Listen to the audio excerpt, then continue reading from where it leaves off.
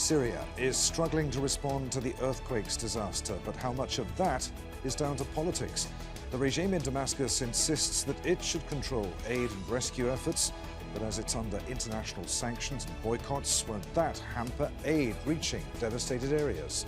This is Inside Story.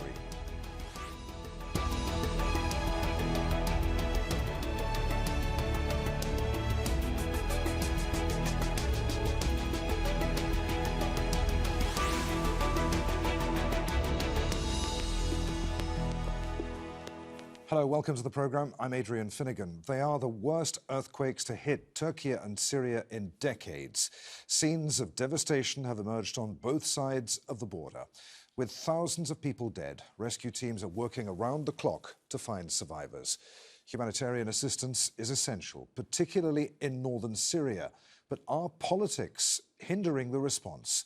Al Jazeera's Kalyoncu reports. Years of conflict and now earthquakes. The challenge of delivering aid to northern Syria is now even tougher. In a way, we had grown accustomed to war, but this earthquake happened all of a sudden. We were very, very scared. We got frightened with years of conflict, but this was different, just horrific. Much of this region includes rebel-held areas badly affected by years of conflict. And separating politics from international aid is difficult. It would be quite ironic, if not even counterproductive, for us to reach out to a government that has brutalized its people over the course of a dozen years now. Instead, we have humanitarian partners on the ground who can provide the type of assistance in the aftermath of these tragic earthquakes. Resources are limited, and routes used by the United Nations to transport aid from Turkiye to Syria have been disrupted. And the situation here is being handled by the government. As we know, the government's capacity is very limited in terms of rescue teams, in terms of equipment. Still, many people are under the rebel, and the government has very little capacity. Humanitarian groups are calling for U.S. sanctions to be temporarily lifted to ease the delivery of aid and encourage countries to help, a message echoed by Syria's government.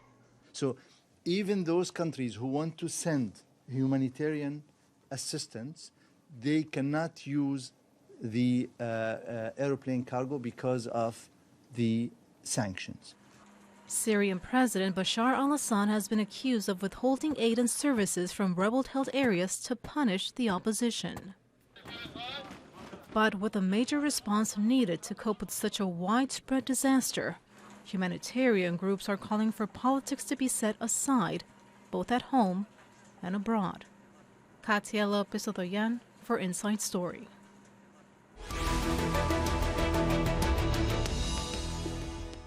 Let's bring in our guests for today's discussion. From Ankara, we're joined by Ahmet Keser, who's Associate Professor at Hasan Kalyoncu University. From Brussels, we have Assaad Achi, who is Executive Director of Baytna, Syria. That's a non-governmental organization that provides grants for development projects in Syria. And from Norman, Oklahoma, Joshua Landis, Director of the Center for Middle East Studies at the University of Oklahoma. Gentlemen, welcome to you all. Ahmed, let's start with you. Syria then, as we heard, says that it should control the delivery of aid into all of Syria. It doesn't recognize the non-governmental organizations working in the north and northwest. Is Syria playing politics with aid? To be honest, when we are talking about Syria, you know, at least the country is already divided into three sections, and different powers are controlling each section. In the northeastern part, we have the PKK, PID, YPG, a Kurdish influence area. And at the center, Damascus, through Aleppo and the Mediterranean area, we have the regime forces. And on the northwestern part, under the Turkish influence, we have the opposition forces, the Syrian Salvation Government. So in each area, they have different difficulties after the earthquake, but the most affected areas are especially under the regime control and under the Salvation Syrian Salvation Government control, because the losses concentrate in those two regions. For example, under the northwestern part, under Salvation Government, I think the death toll of the people reached to more than 1,280, and under regime control is 1,250. So different administrations, different political powers make the situation a little bit more difficult. But this chaotic environment may give pave to new political advances in the region for the unitary structure of the Syrian, maybe for the future. We will see. But the situation is chaotic, and the first thing to be conducted by the international community and the United Nations should be to focus on the humanitarian aid in all the regions with NGOs and international organizations, all of them, with all the region as well. Ahmet, I'm sorry to interrupt you. How can the UN do that if Syria's government, though, insists that all of the aid delivered to Syria has to go through it? For the regime part, there might be some difficulties, but I think for the opposition part, it will not be a problem, because already there are international organizations working in that regions. So I think the negotiations should be given some, let's say, they should be concentrate on coming together and finding solutions, because today is not the day for political power clashes. Today, the humans are really, they need the basic needs, shelter because of the winter conditions, the humanitarian food, water, every kind of thing. And that should be the first thing that the whole world should concentrate on, not the political clashes at the moment. Assaad, does the Syrian government, still a pariah in much of the international community, and under US and EU sanctions, does it have any role to play in the distribution of aid to rebel-held areas of the country? If it accepts offers of assistance, what measures could or perhaps should be put into place to ensure that aid reaches its intended recipients? Well, if I may, thank you for having me. If I may start very quickly by saying that no matter what the Syrian government says, the UN has a mandate to deliver humanitarian aid to the northwest of Syria, as the cross-border resolution was just renewed in January, and has a mandate to do that until the end of June. So there is a clear mandate for the UN to be able to do that. The Syrian government can say whatever it wants. Now, what we really need, though, at the moment is not only equipment and material, but is actually international rescue teams. And I here want to salute the Egyptians, who have already sent the first international rescue team into Janderis in the areas under control of the opposition. But international rescue teams are needed in all affected areas. For that, there might be a need to coordinate with the Syrian government, but I think the main actor there would be the Syrian Arab Red Crescent, and they should be the interlocutor of the international community, not the Syrian government in Damascus. And through SARC, I think international rescue teams can make their way into Jabli and Aleppo city, which are the most two affected areas in Syrian government control. Now, the challenge, as the professor has mentioned, is for areas under control of the Salvation government. So to go a bit into the particularities of the northwest of Syria, it's not really one area, it's two areas.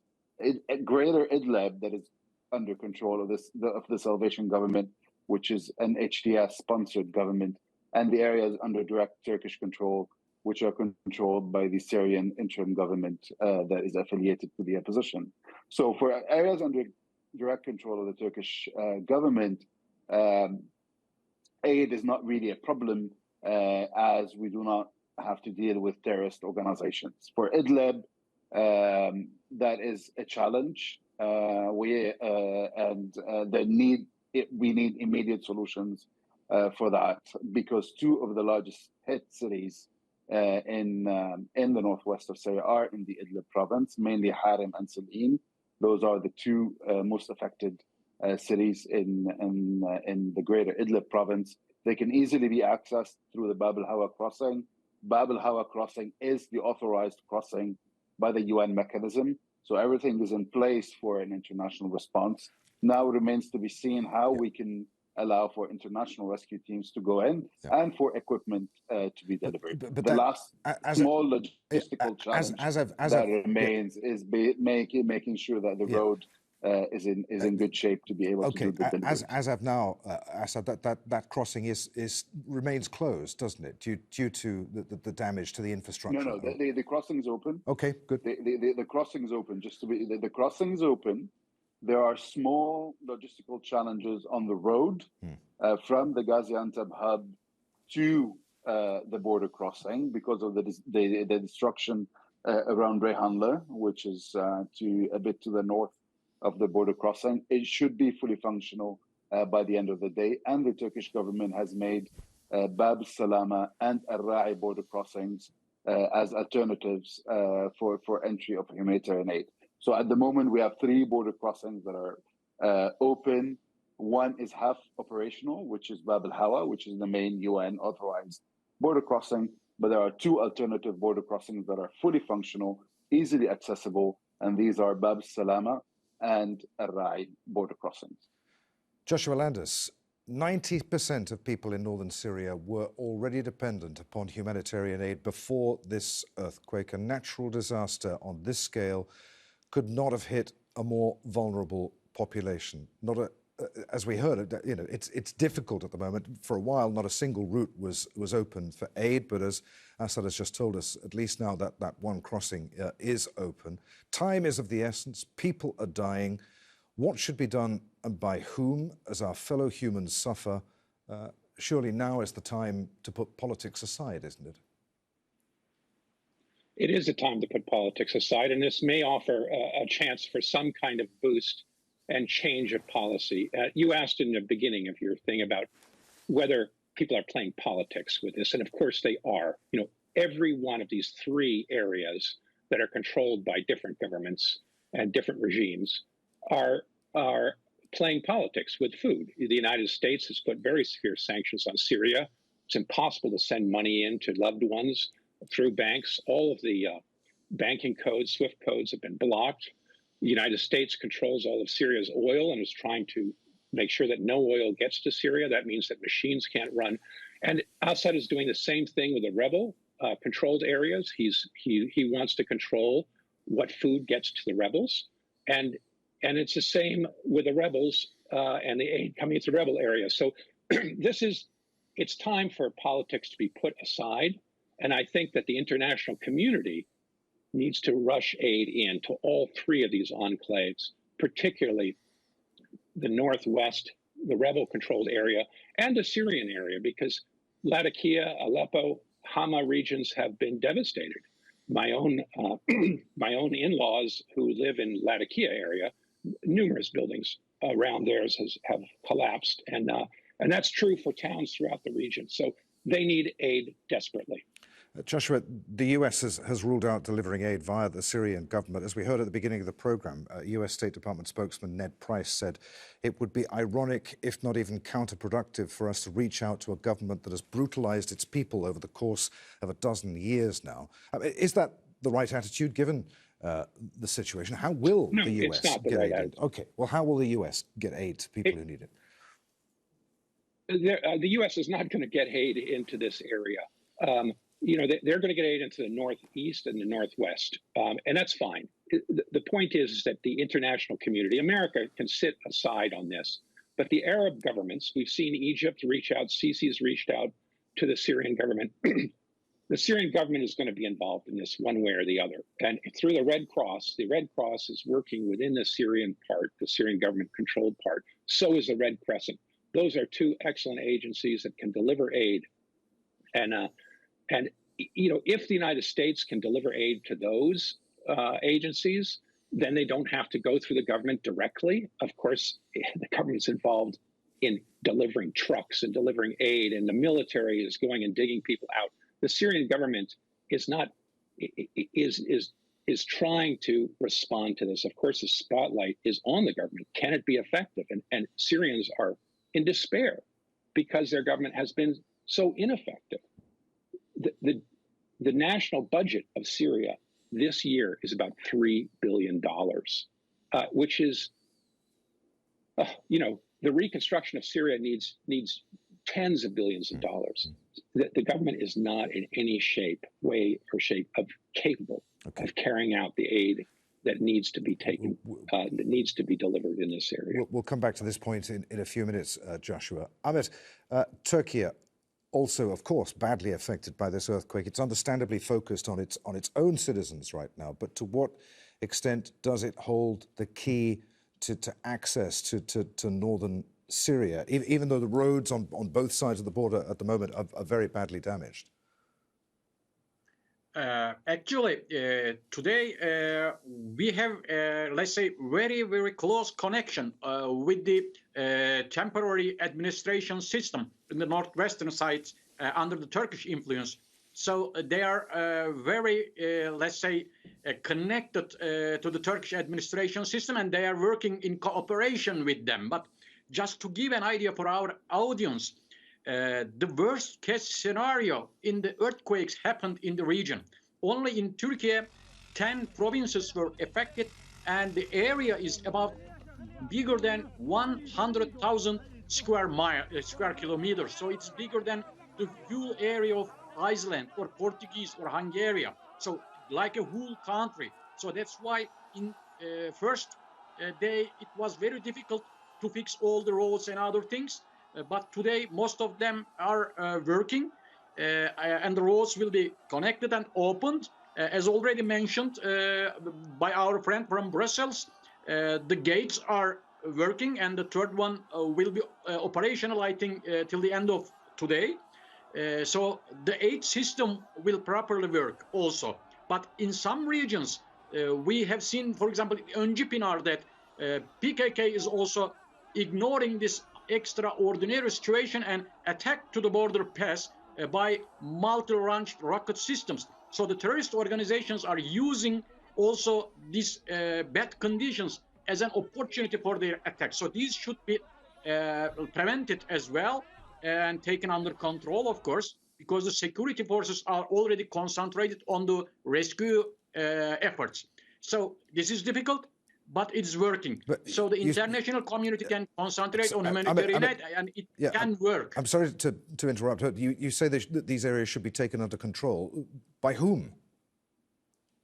Of course, the security forces in the region. But when the international rescue teams reach to the area, the actual security forces can return to their actual works, and they can concentrate on the security as well, because now the military and other security forces are concentrated on research and rescue. So the terrorist organizations are using this as an opportunity to threaten the current security situation, also to deteriorate it. So that's why I think more research and rescue teams and other humanitarian aid materials should reach to the point, and security forces then should remain the security and maintain their security as well. Ahmet, you say that the various groups are taking advantage of the situation for their own ends. To what extent will the Syrian government try to do the same and take advantage of this situation for its own ends? For sure, that all the political parties may try to use it, but it is not very easy as well, because they already themselves have huge problems in their own area as well. So I don't think that they will try to use this as an opportunity to attack Idlib region and other places. But of course, that's a kind of alternative or risk which should be mitigated, or some precautions should be taken, and international community should focus on, should not ignore as well. Assaad, what effect were the international sanctions on Syria having people in the northwest of the country before the disaster? So international sanctions have no impact on emergency response and humanitarian aid. Yeah, but there are wide-reaching, far-reaching exemptions. Sorry, Assaad, as we said, 90% of people in northern Syria were already dependent upon humanitarian aid before the earthquake. So the sanctions must have been having some impact upon them. Well, I was getting Okay. to that. The Okay. sanctions have direct impact, as Professor Landis said, on remittances, on financial transfers into the country because of the debanking of Syria and the fact that we are only left to use the Hawala system, which is not scalable and very difficult and convoluted to use. So the big impact is on remittances, is on the ability of peer-to-peer financial distributions, etc. So what international sanctions are doing are basically they're increasing the cost of the humanitarian response. However, they're not preventing it. And I absolutely agree with what Professor Landis said, that the Syrian government is absolutely inefficient, but not only inefficient, I would say also extremely corrupt and criminal. And the way they're approaching all disasters that have affected Syria, and also how they're approaching this disaster of the earthquake. So therefore, we need international rescue teams. We cannot leave this to the hands of the different de facto authorities on the ground. We absolutely need an international coordination mechanism and international rescue teams to be on the ground in all areas of Syria. I wanted to ask you who will coordinate the response. To what extent will the reluctance of international actors to deal with Syria's government and support non-governmental organizations directly lead to a botched response? Therefore, we need to create a coordination mechanism. How to do that? There are different ways. At one point, it was the UN. It was OCHA that was doing that coordination. But unfortunately, as I mentioned, the Gaziantep hub has been completely hit, and therefore we cannot rely on the OCHA hub in Gaziantep to be able to coordinate the aid for the northwest of the country. Now, Syria has appealed to the civic protection mechanism within the EU. Turkey has appealed to the same protection mechanism. So the DG ECHO can lead this if there is a political will within the European Union to basically lead the coordination effort and the entry of international rescue teams. ECHO has already people on the ground in Damascus, and therefore they can take the lead on that, and they're trustworthy from the different political powers in the different areas of Syria. Otherwise, it can be left to a coordination mechanism among Syrian NGOs in the different parts of Syria. That has happened before when there were forced displacements from eastern Ghouta into Idleb, for example. There was a coordination mechanism that was created for shelter to accept people, reception centers, etc. So there is previous precedents where there has been coordination mechanisms that worked between the Syrian Arab Red Crescent from one side in government-controlled areas and other NGOs operating in the northwest of the country. Joshua, for years the international community has fudged its policies towards Syria. To what extent could this tragedy, do you think, be a catalyst now for change, for the world to take a different approach to Syria? Well, it is time for a change. We've seen in the Arab world, the UAE, Bahrain, now Egypt has stepped forward. Jordan has normalized relations with Damascus and trying to influence the situation in Syria. And I think Saudi Arabia has talked about it's eager to find some modus vivendi with Assad. They want some political concessions from Damascus first.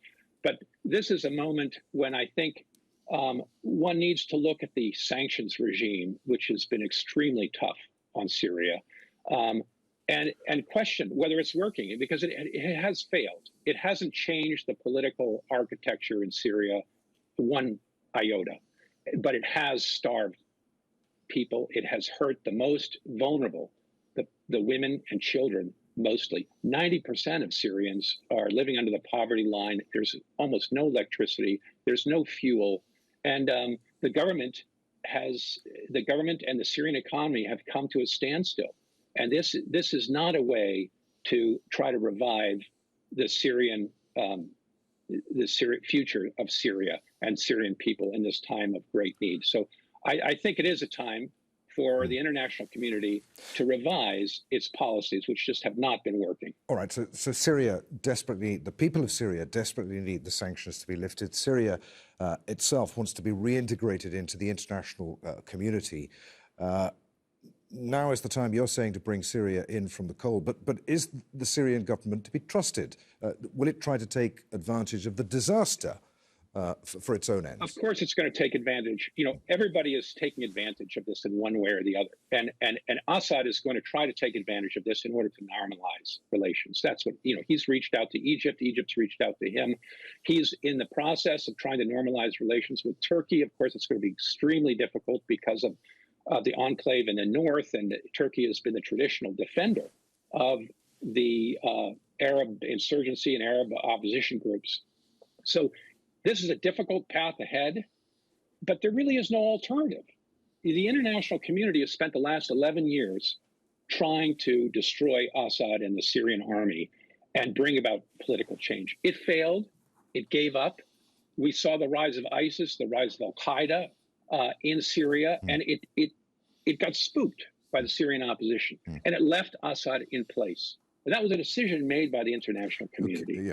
And therefore, they can't just starve the Syrian people forever. But the King of Jordan's also reached out to President Assad. I just want a very quick word, Joshua, on the presence of Russia and Iran in Syria and where they fit into all of this, briefly. We've got about a minute left.